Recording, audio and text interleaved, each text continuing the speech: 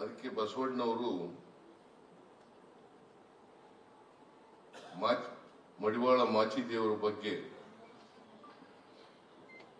ಅವರು ಒಂದು ವಚನವನ್ನ ಹೇಳ್ತಾರೆ. ಎನ್ನ ಕಾಯವ ಶುದ್ಧ ಮಾಡಿದಾತ ಮಡಿವಾಳ, ಎನ್ನ ಕಾಯವ ಶುದ್ಧ ಮಾಡಿದಾತ ಮಡಿವಾಳ, ಎನ್ನ ಮನವ ನಿರ್ಮಲ ಮಾಡಿದಾತ ಮಡಿವಾಳ, ಎನ್ನ ಮನವ ನಿರ್ಮಲ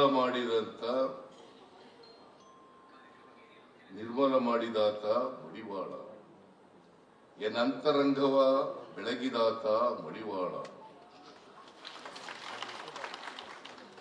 ಎನ್ನ ಬಹಿರಂಗವ ಬಿಡಿಸಿದಾತ ಮಡಿವಾಳ,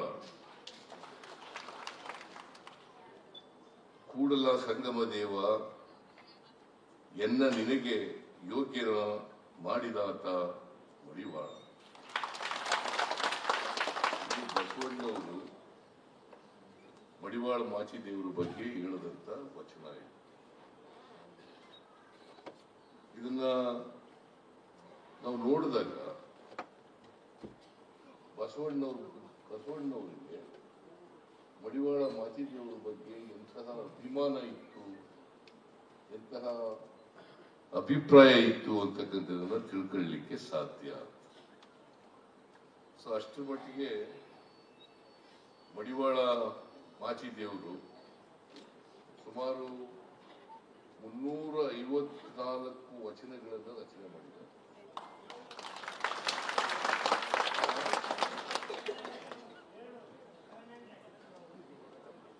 354 ಮಡಿವಾಳ ಮಾಚಿದೇವರ ಗೀತದಲ್ಲಿ ಸುಮಾರು 354 ವಚನಗಳು ರಚನೆಯಾಗಿದ್ದು ಇವರ ಅಪರೂಪದ ಸಾಧನೆಯನ್ನು ತೋರಿಸುತ್ತದೆ. ಗೊತ್ತಾಯ್ತಾ?